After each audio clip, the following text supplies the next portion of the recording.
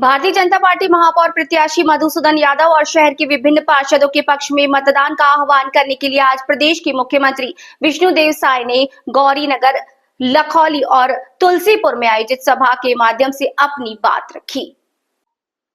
Bharatiya Janata party महापौर प्रत्याशी मधुसूदन यादव और शहर के विभिन्न पार्षदों के पक्ष में मतदान का आह्वान करने के लिए आज प्रदेश के मुख्यमंत्री विष्णुदेव साय ने गौरीनगर, लखौली और तुलसीपुर में आयोजित सभा के माध्यम से अपनी बातें रखी। आपको बता दें कि हजारों की संख्या में उपस्थित सभा में मुख्यमंत्री विष्णुदेव साय ने राजनांदगांव के समुचित विकास के लिए डॉक्टर रमन सिंह को धन्यवाद देते हुए कहा कि इस क्षेत्र की जनता का वो समुचित ध्यान रखते हैं। आज प्रदेश में डबल इंजन की सरकार है। अगर महापौर तथा पार्षद प्रत्याशी भाजपा का होगा तो ट्रिपल इंजन की सरकार में तेजी से विकास होगा।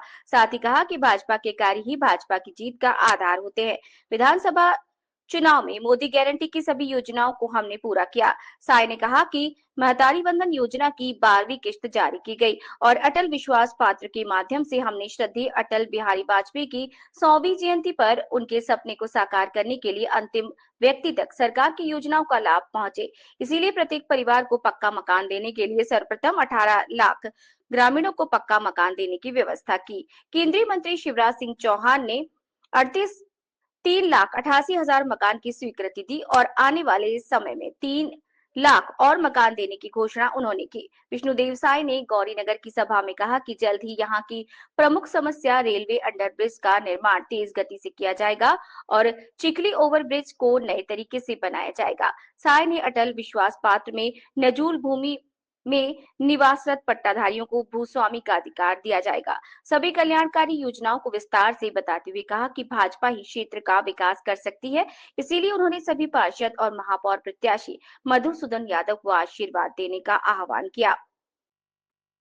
आज की सभा में देखा गया कि जैसे ही मुख्यमंत्री विष्णुदेव साय ने महतारी वंदन योजना और नजूल पट्टे के स्वामित्व की बात कही तो लोगों ने इसका गलत करतल ध्वनि से तालियां बजाकर स्वागत किया। इसके पूर्व क्षेत्रीय विधायक और प्रदेश के पूर्व मुख्यमंत्री तथा विधानसभा अध्यक्ष डॉक्टर रमन सिंह ने जनता से हैट्रिक का आह्वान किया और कहा कि इस क्षेत्र की संवेदनशील जनता का वो हृदय से धन्यवाद देते हैं। उन्होंने एक कीर्तिमान स्थापित किया जहां की जनता ने कांग्रेस के भांचे काका को भारी अंतर से हराकर रवाना किया। अब मधुसूदन यादव को सर्वाधिक लीड से जीतने की जवाबदारी राजनांदगांव की जनता की है, जिससे आने वाले समय में राजनांदगांव का संपूर्ण विकास प्रत्येक वार्ड में देखने को मिलेगा। डॉक्टर रमन ने पार्षद प्रत्याशियों का परिचय मुख्यमंत्री से कराया। कार्यक्रम में प्रभारी मंत्री दयाल दास बघेल ने भी डॉक्टर रमन सिंह के 15 वर्षों के विकास कार्यों को याद करते हुए कहा कि वो राजनांदगांव को लंबे समय से देखते आ रहे हैं। यहाँ जितना भी विकास कार्य हुआ वो सभी डॉक्टर रमन सिंह की देन है। उन्होंने यहाँ की तीनों सभाओं में भाजपा प्रत्याशियों को और महापौर प्रत्याशी मधुसूदन यादव को भारी मतों से जीतने का आह्वान किया। 10 वार्ड के प्रत्याशियों के समर्थन में मधुसूदन यादव जी जो महापौर के हमारे प्रत्याशी हैं, माननीय मुख्यमंत्री जी यहाँ पे आए हैं, माननीय प्रभारी मंत्री दयाल दास जी आए हैं और विष्णुदेव साय जी ने आज यही कहा कि लोकसभा और विधानसभा में प्रचंड बहुमत से जिताया है। अब शहर को और विकसित करने की दृष्टि से मधुसूदन जैसे सक्रिय, सजग और जागरूक व्यक्ति को बहुमत के साथ जिताए। पैसे की कोई कमी नहीं होगी। जो स्टेशन पारा का अंडरब्रिज का निर्माण है उसकी रफ्तार बढ़ेगी। चिखली में ओवरब्रिज भविष्य में उसके निर्माण की प्रक्रिया भी शुरू होगी। 2 महत्वपूर्ण विषय में मुख्यमंत्री जी ने आज यहाँ घोषणा की। मैं उनको धन्यवाद देता हूं। देखिए, 13 महीने की सरकार आप लोग देख चुके हैं। 13 महीने में मोदी की गारंटी का अधिकांश काम हम लोगों ने पूरा किया है।